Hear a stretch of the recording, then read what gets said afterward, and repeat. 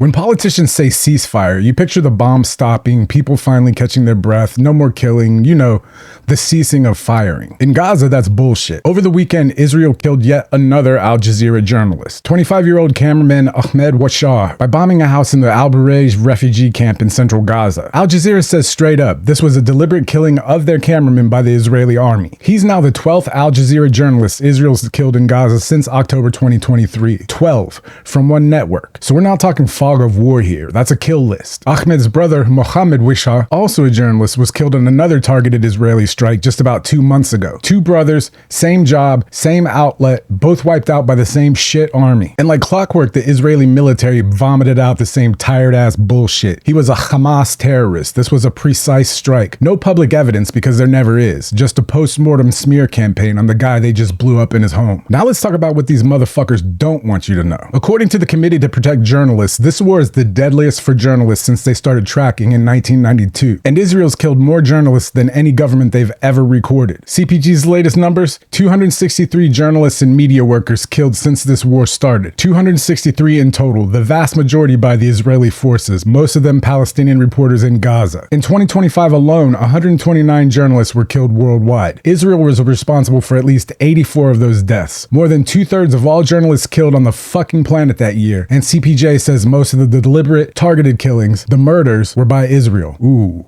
big surprise. At the same time, Israel has banned independent foreign journalists from entering Gaza since 2023. The world's top media outlets, the Associated Press, BBC, CNN, Reuters, the New York Times, Washington Post, have all publicly demanded Israel lift that ban, and Israel still refuses, even after a ceasefire has been in place for months. So let's connect the dots like adults. Local Palestinian journalists are being killed in massive numbers. Foreign journalists are locked out. Every time a reporter dies, Israel slaps on the word terrorists after the fact. You really think that's an accident?